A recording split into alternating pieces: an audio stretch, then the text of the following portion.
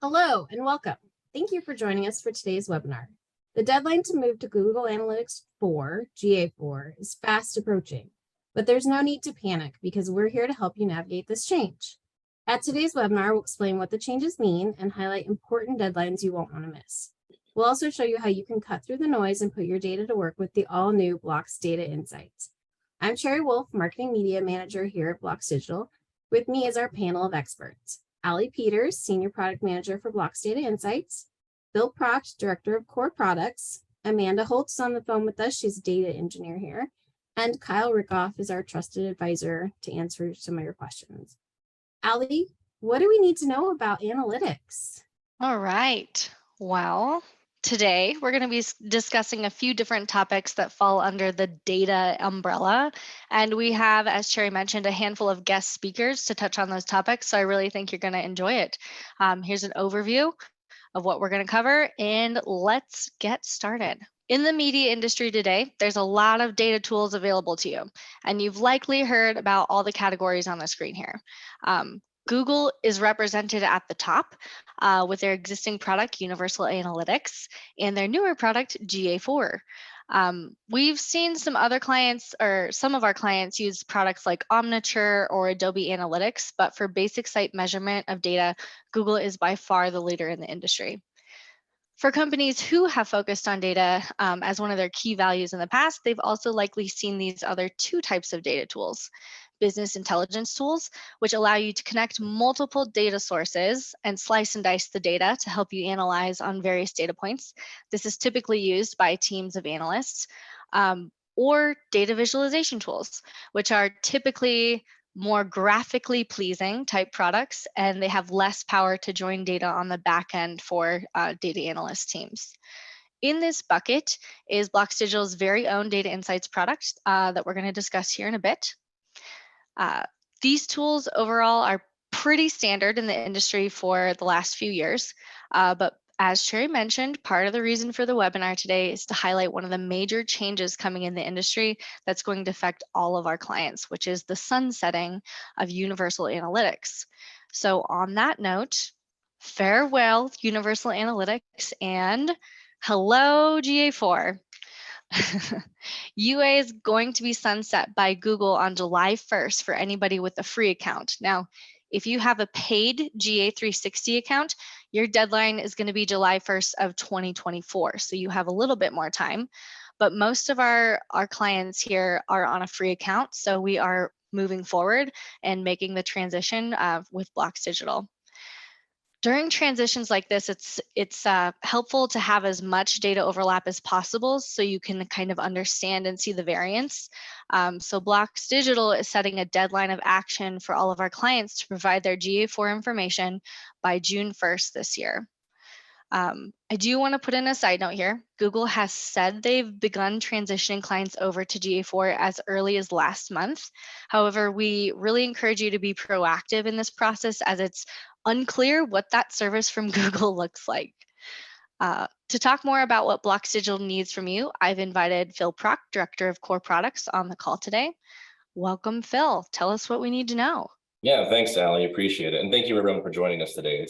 I don't want to make this sound like a fire drill. I really don't want to make it sound like that, but there is some deadlines here that we've established to help you along the way.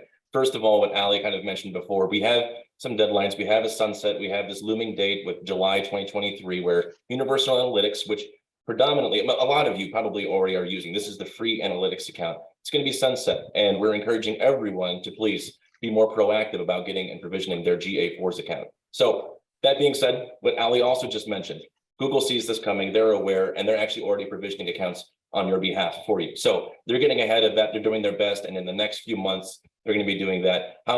So where I want to start with is what we can do on our side, what you're going to be able to notice, as well as on the admin. So on BLOX CMS, again, it all starts with you all making sure that you have a GA4 account. We've done some great work. We provided some awesome documentation to help you get started and to transition. There's, after this webinar, when we distribute to all the attendees, as well as publishing on our site, we'll include with that documentation a how-to guide, how to transition on BLOX CMS for Rails and mobile apps, exactly what you'll need to be able to do. So be on the lookout for that document. It's going to be very, very helpful. But on the BLOX CMS side specifically, first, get that GA4 account, get that established, grab your measurement ID, and we'll tell you exactly what to do with that measurement ID once you have it on the how-to doc. On the Rails platform, it's a little bit different, right? So still, it starts with creating that GA4 account and grabbing that measurement ID. We'll illustrate exactly what to do and how to do that in our document. But also, once you have that, contact customer support. Get that ID, give it in the ticket, contact customer support, and we'll do that work for you. On the BLOX mobile apps, if you have the BLOX NX app, or if you have the BLOX Now app, a little bit different, right? So we have a Firebase, which is essential to push out any new updates to the apps, as well as any push notifications. It's very fundamental that you have GA4 connected to your Firebase account. It's really simple to do and to change on your account. However, what we might encounter, some issues where you might encounter is who has access? Who has access to your Firebase account? We likely helped you with a lot of that in setting it up. However, who is the person in your company who has that Firebase account who can actually help get this and provision this or actually connect your GA4 to Firebase? So determine in your company, who is it that has that access? If you have trouble, just let us know. We can help you with that. We can find out and also grant permission and access to more people as necessary.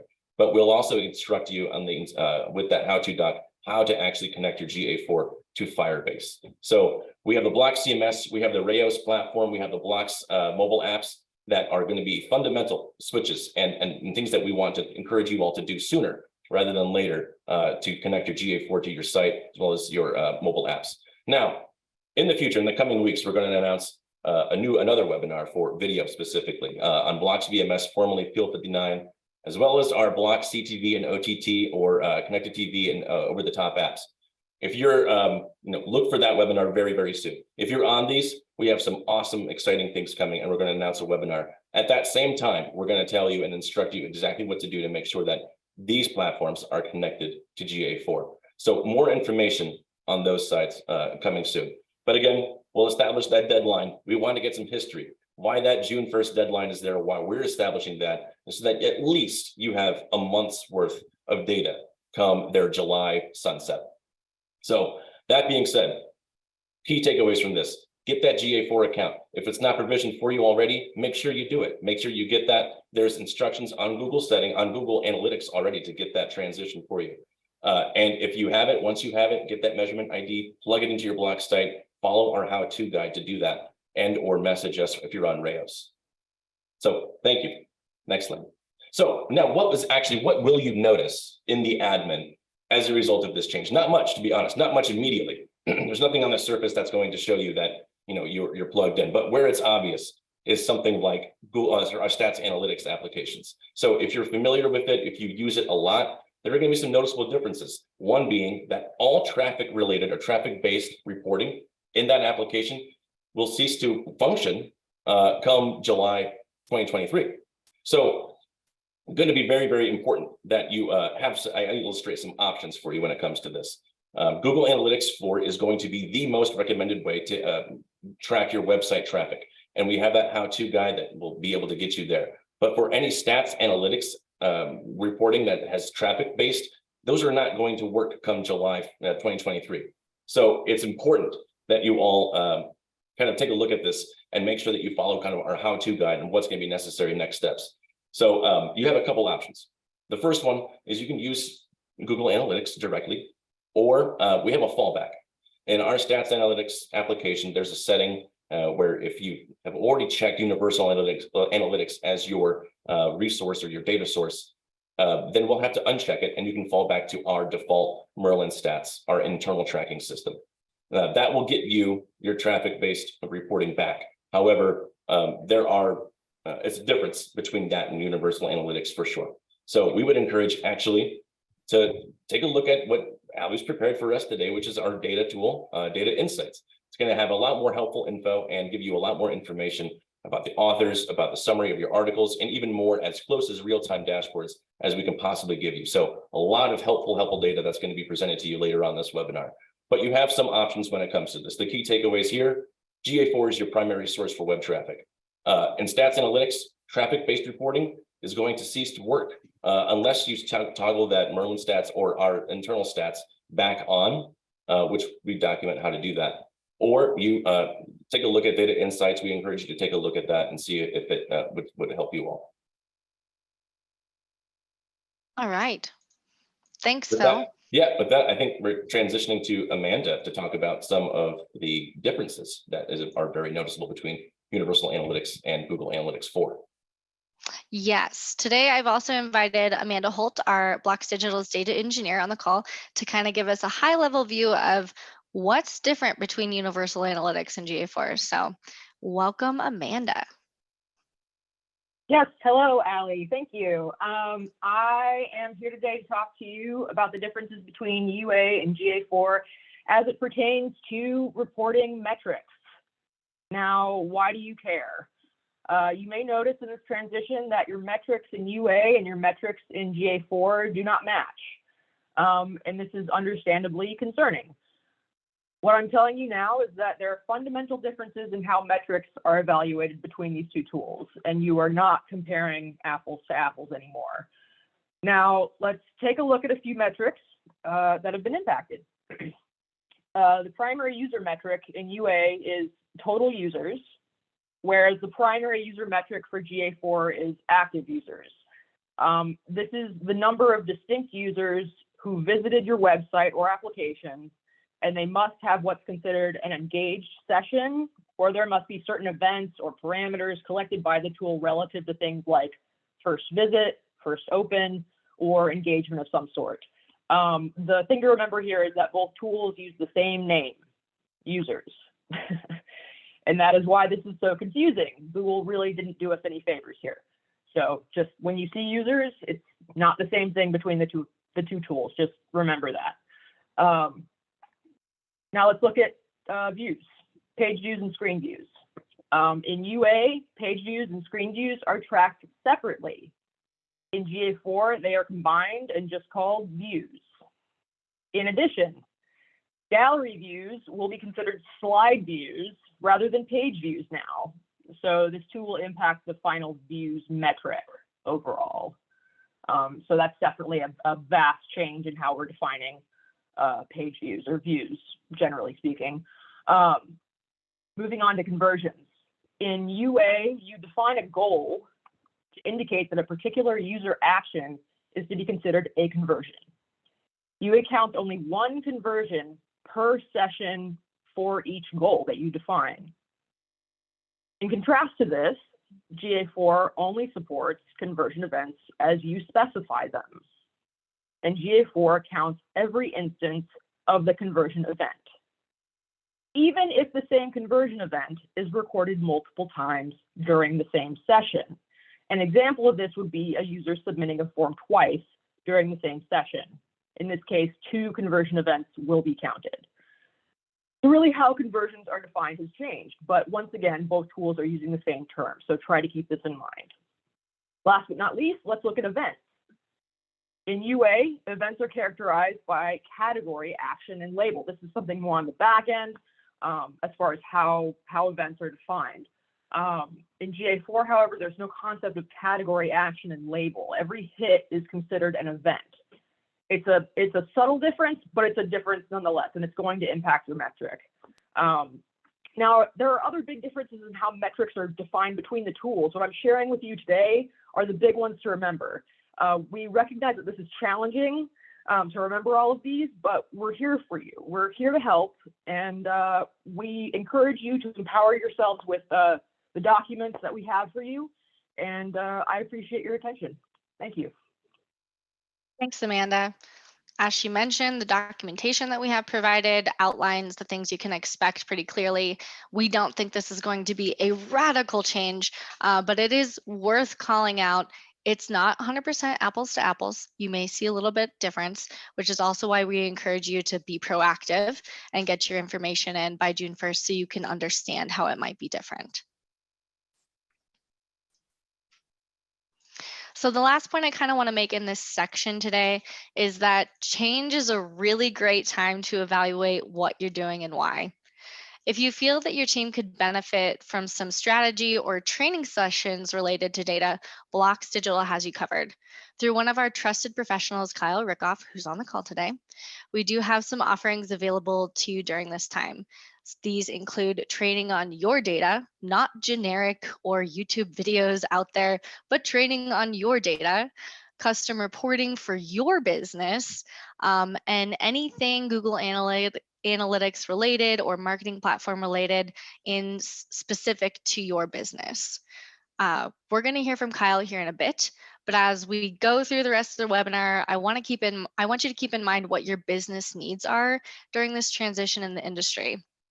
And I was going to kind of make a transition to data insights, but I know that we have just a couple of questions that I think would probably be a timely time to mention them. I want to do most questions at the end, but Kyle, could you help us with Elizabeth's question of if we use Google Tag Manager, we should use that rather than add the GA4 ID in blocks, correct? Before you answer, I'm going to say most of our clients, most people on the call today use BLOX Digital's Google Tag Manager. There are a few customers out there that have their own Google Tag Manager, and that is something that Kyle can help with. So go ahead, Kyle. Hey, thanks. And thanks for the question, Elizabeth. Really kind of depends on what your current implementation is. BLOX Digital was able to set it up where you could use either method, even if you're using GTM to collect your analytics now. The recommendation is really kind of depending on how much support that you want and how much customization that you'll need to build on your own end. So usually it's a case by case with the client on how many sites they manage and what they're looking to collect and kind of how deep are they in analytics and if they're using any third-party plugins. That's usually the big change. But if you're mainly leveraging all the BLOX Digital tools, the site setting would work best for you. Great. I'm going to throw you one more question before we transition. This one's from Brad Jenkins. When we transition, will all of our previous data be gone? So we will not have comparison data from previous years. That is correct. So it is a completely different collection, storage, reporting method. There are ways to do comparisons using free Google tools, but it's going to be kind of a apples and oranges piece when you do year-over-year comparisons. And Ali, I see there's a few other questions, but we can tackle those at the end of the call. Yeah, we'll do those later. Okay. So overall, change is going to be a difficult time for companies, in particular change related to data, which already tends to be kind of an intimidating topic for some people. But I do have some good news for you. Drum roll. Allie's excited. The wait is over for Data Insights. Our data visualization tool is now available to all BLOX CMS clients. The product was launched to existing clients in October, and as of this month, it's going to be available for all of our BLOX CMS clients. So what I've got for you in store today is a quick overview of each dashboard and what decisions can be made from them. And then we're going to dive into a demo. I'll try to make it quick because I know we have lots of questions. So the first dashboard in Data Insights is the trending dashboard, and it is built on the GA4 real-time API. So during the demo, I'm going to try to remember to call out a couple of unique things about it because it's on GA4. This dashboard, some of the main features that you'll see are share links and monitor views available to you guys. And decisions that are typically made from a trending type dashboard are mostly reaction based. So how can you optimize your distribution or identifying odd behavior such as why is that article about the house burning down 3 years ago trending? Maybe something's going on with it. I should check it out. Next up is the editorial dashboard that we're going to see. And this dashboard is an overview of your content in relation to your traffic. Decisions that can be made from this dashboard are typically understanding your traffic, performance of different distribution channels, and understanding what content is popular on your site, as well as what sections. Additionally, there's an area in this dashboard where you can understand your productivity or your output. So what types of media is your team producing, and kind of an overview of content producer performance also. The last dashboard that we have in Data Insights today is the subscription dashboard, which is, of course, an overview of your subscriptions with a particular focus on anyone who has the Audience Plus product. I think you're gonna like what you see there. Decisions that can be made from that dashboard include things like what drives your actual subscription conversions in relation to how our article is performing. You can also see the performance of your Audience Plus product. And we also highlight in this dashboard some industry KPIs, which are very excited to include and grow upon. So let's see if I can do the demo. I'm gonna try to get things pulled up here. All right, gonna make sure I don't go too long here. This is Data Insights. So there is a different kind of login process than from BLOX. If your team signs up for this, you'll get a welcome email that you'll click on and be able to get into the product. I'm going to cover just the platform in general here for a second. We have the left-hand navigation to invite other people on your team. You simply can click the send invitations and you can enter an email address and click submit. Then that person will get an email and be invited to your team as well. In the upper right here, you can log in, log out. And we'll talk about the share link here in a second. The other great thing about Data Insights is that it is a roll-up tool. So when your organization, so if you have a large company and you have 80 different locations, all of those domains can roll up into one. You can also filter down to any domain. So I'm going to type in journal because lots of people have their name starts with journal. We should see it's updating on me. So journal. You can see I can select any one of these. I can also select multiple of them if you're a regional editor. You can set your display like that. I'm going to cover the trending dashboard first. So the trending dashboard shows the last 30 minutes of traffic on your site, and it updates about every 5 minutes. As you can see, it's live. When it's updating, it says updating. One thing about the tools on here, we have our monitor display, which is this square box. So if I click that, I can put that up on a big monitor and people can see it. We also allow you to control your filters on the trending dashboard. It's updating for us, updating a lot. It updates every 5 minutes, but also refreshes as well in the smaller intervals. So right now for the dashboard, we have section filters, author filters, and article filters. If I have an author that I want to look for specifically, I can type their email address in here and the whole dashboard will be filtered down to them. That's a newer feature. The last thing that I want to call out on these icons is this little column icon. If you're a broadcaster and you don't necessarily care about subscriptions, you can turn subscribers off here, or you can turn it on. So I'm going to add subscribers here to see, we can see the percentage of users on the site that are subscribers. The other feature for the trending dashboard is the detail report. So while I'm in the monitor view, not necessarily when you're on the big, in the monitor view in the newsroom, you wouldn't be able to click, but when you have it up on your computer, we do have this, maybe we don't highlight that one. We have a detail view here, which you can click and get more information about the article. If you click this button, it'll take you off to the actual article so you can see it. And we also have some more information about this article in the last 24 hours. So you can kind of see the trend of traffic. And if you have a subscription model, you can see the percentage of users who are subscribers. One new thing about this detail to call out, because this is on GA4, we are using the average engagement time per active user.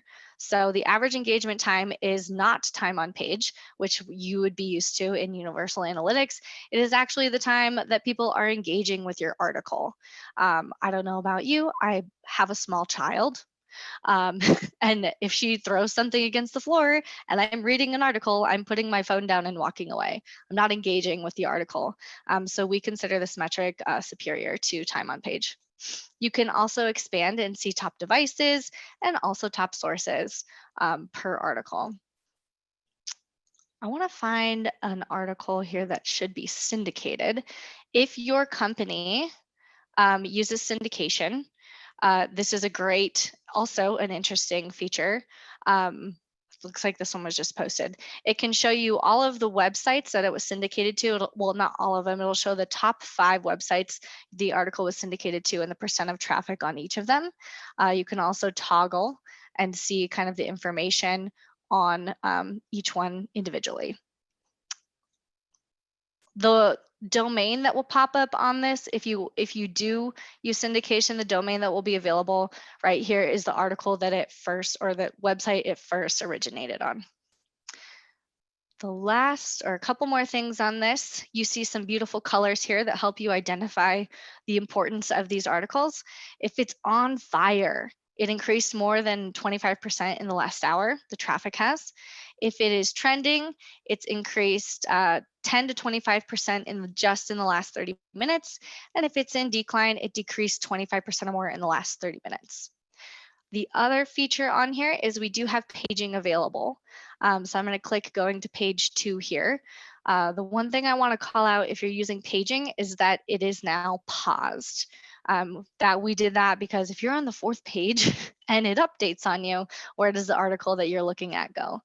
So it's paused here. To get it back to the home page, you can simply click paused and it will take you back to the first page. The other items over here are overall traffic for your whole website. So this is specific to the whole website. It includes section pages, if you have an e-edition, and anything like that. So it's overall not specific. I think this is filtered down to articles right now. You can also filter down to videos or other asset types. So it shows you the page views overall for your whole website in the last 24 hours. Anytime you see a time zone on here, the time zone is going to be relative to the time zone that your browser has populated. So I'm in Mountain Daylight. It is snowing. Yes, I'm not over it. Additionally, we have traffic source on here. And this is basically when somebody comes to your site, the previous page they were on, what were they on? And this is for the last hour, so that's traffic source. This is also, if you have 2 monitors, you can also plot this up on a secondary monitor for your newsroom. I'm going to talk about the share links for a second. We do have the ability to have share links, currently only 1 per user. So the one thing I want to call out is if you filter down to a section or an author and that filter is there, it should populate here, website, section, author, content type, and you can update your share link. This link will be public. The purpose for that is so that you can easily put it up on your monitor and not have to kind of go through any IT shenanigans to log in and stay logged in on your monitor. So it's a public link for you guys there. And the share link also, if you click the share link, when you come back to this, your filters will be saved as well. So that's how people use that. That is the trending dashboard. Next up, we have the editorial dashboard. Again, we have that nice roll-up feature where you can filter down to specific domains, and we do have date ranges on here. So you can look at the last 7 days, the last month, the last year, or custom windows. This should speak well to anybody on the call today. If you're familiar with analytics, you have your overall page views, unique users, device types, top sources, and then in relation to your content, how many page views are being generated by different content types. We highlight your top articles and your top sections. A couple things that I want to call out on here is you can filter these tables down by page views or conversion leads on this one. If you are an Audience Plus customer, you have conversion leads. We have a custom dimension in which it gives credit to the 5 articles leading up to a conversion. So On this one, it says we have 4 conversions. That doesn't mean you had 4 subscriptions come from it. It means this article led to a subscription 4 different times. It's a lead, not necessarily a specific conversion. I'm going to switch back to page views. And the other thing I'm going to populate here is our local toggle. So there's a lot of syndication is a great product. National content fills out websites, but it's also people want to see their local content. So you can simply use the slider to see that as well. These graphs also have paging on them if you want to see more than the top 10. Top sections work similarly, but instead of by conversion leads, you can sort by the number of assets that are produced, which is interesting. And we also have the local toggle and paging on this one. As far as top locations, these are reported straight from Google. I think that there will be some improvements coming to this, but we also do have a map feature here where it shows the top 100 locations in the last 7 days. The last section on editorial is the productivity section. Again, we have that local toggle on here. We can see how many assets were published in, I'm going to scroll up. I think we left it at 7 days. So this is across BLOX Digital. The last 7 days, how many assets have been published and the average word count of those. We also have a top content producer section in which I'm going to put the local toggle on. Let's shout out to people. Looks like we have a lot of staff reports and Associated Press. So I do have the definition of local pulled up because of this. So we are defining local when there is no wire flag, no AP flag, no DRM rules, and the URL and canonical do not match. So some people use a workaround in which they copy paste Associated Press articles in their system, which is why you would still see this. Some people don't. So it just depends on your workflow of how you get that content in. The other item that I want to call out in the top content producer sections, we can only roll this up if you put your name on things. So put your name on your articles that you're creating, and you're going to see more stats come in here. This graph also can be sorted by the number of assets produced, the number of page views, and the number of conversion leads for users. That's the editorial dashboard. And this is a subscription dashboard. I think I saw a question in the chat about the timelines available on here. Currently, this dashboard's only available on a monthly basis. We have had requests to make it custom range, which we are looking into that as well. Something that I'm aware of and something that we're looking into currently. It also features the website roll-up. So if you want to break down into your individual domains, you're more than welcome to do that. We have some high-level metrics here: total subscribers, new subscribers for this period, total transaction revenue in this period. In the prior product, we were kind of assuming revenue. This is the actual transaction revenue that came from BLOX in here that is total versus new. We also have this service rate ID grid that shows that can be sorted by different columns, and you can find the services or rates that you want to look at here to look at how, the stats of these. One thing I want to call out is if you are importing kind of your subscription information here and you have a price of 0, your revenue is going to be 0 as well, because that those services weren't processed through BLOX. So we don't collect any transaction revenue on them. Also on the subscription dashboard, we have industry KPIs, which is exciting. We're looking to build these out a little bit more. If you hover over the tooltip, it tells you exactly how we're calculating these, because we know that's always a question. So we currently have meter stop rate and paid stop conversion rate for all of our clients. Next, we go into purchases by Audience Plus. So basically performance of the access rules you set up. So for anonymous across the company, it looks like we're driving the most conversions. And you can actually click on that and kind of look and see which service IDs performed. Again, that has paging. Down here at the bottom, we have conversions by month that shows kind of a graph of, what's your highest month of conversions, which for most people is December, because that's when we have promotions and things. So that's pretty common that we see that. We also have your top assets by conversion leads, kind of similar to editorial, but we're just showing conversion leads here. Okay. So that is Data Insights. Sorry for the mouthful. Hopefully you guys got a lot out of that. But now that we've done a walkthrough, I want to give you some ideas on who in your organization can use this. And as you can likely see from the dashboards and the demo, the product is mostly useful for newsrooms in various roles, regional editors, corporate editors, those types of things.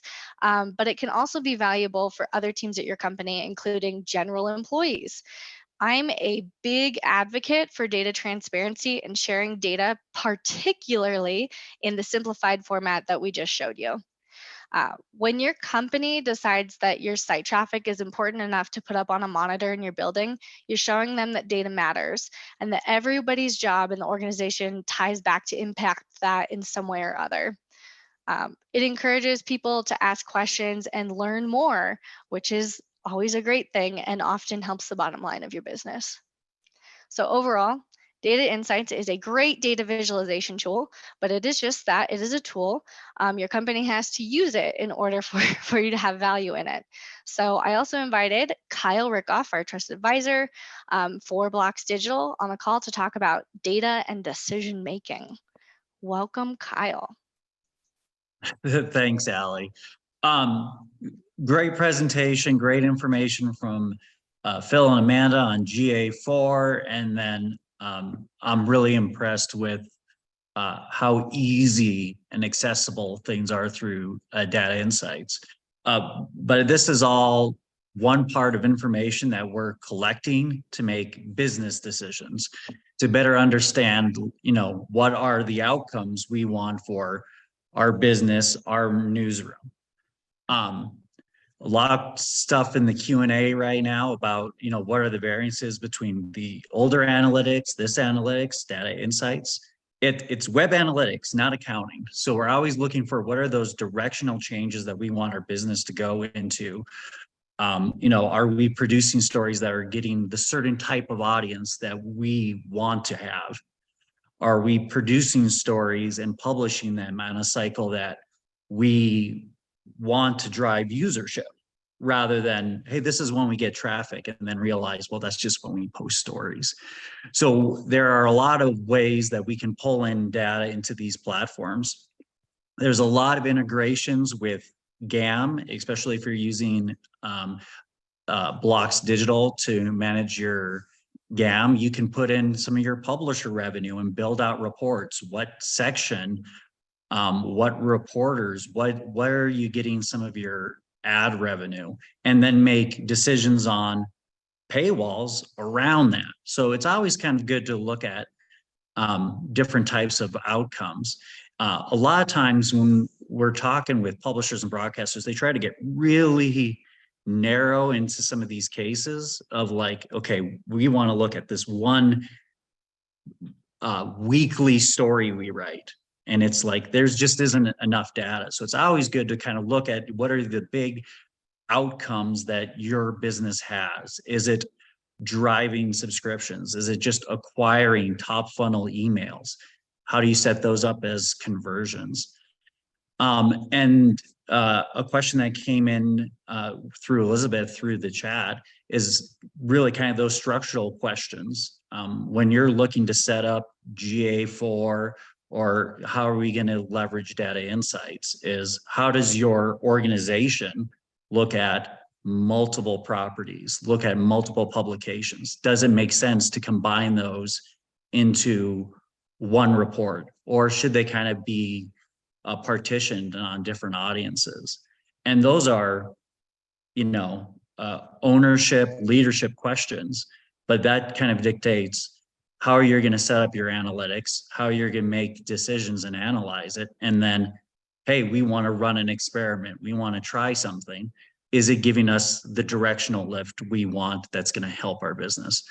And that's really when you're looking at any of these types of reports, kind of think of it that way, not so much on what's happening, but is your desired outcome happening? And that's kind of what I got for that, Allie, and I'm available for questions at the end of the call. Awesome. Well, thanks, Kyle. It's about time to wrap it up. Here's some next steps that we encourage you to take away from this webinar. Of course, the most time sensitive one being submitting your GA4 information by June 1st. That's kind of the main thing that you should take away here. If you are interested in data insights, you can contact your sales rep. They know what's going on. They're excited about this as well. As Cherry said, the recording will be shared with your team. Thanks to Phil and Amanda, we have some fantastic documentation on how to do everything that we told you to do on this call today, as well as the comparison between UA and GA4. There's some great tables that make it easy to see. And then additionally, we have Kyle available to us for any of those professional services if you're interested in how to make decisions using data, or I need a walkthrough on my data. I don't want to look at anybody else's. I don't want any training to take any classes. I want a walkthrough of my data. Kyle's available for that as well. There's lots of ways to stay connected with us. We have rich documentation for this. We'll be sending out some pertinent links and FAQ with some of these questions. And you can go to help.bloxdigital.com to see more. You can call our support at 1-800-293-9576 or visit bloxdigital.com/support. Just put in a ticket with your information and GA4, and we'll answer your questions. We'll get you to the right person. And then follow us on LinkedIn, especially for all of the updates, the recordings, what's going on, the latest news. Allie, Phil, Amanda, Kyle, thank you so much for your time. Is there anything you'd like to add? Great questions, guys. Thanks for taking the time and catching up with us. Appreciate it. Thank you very much. And with that, look for the emails that we'll be sending that have all of the links and things you need to know. And don't forget to get migrated before June 1st. Thank you, everyone.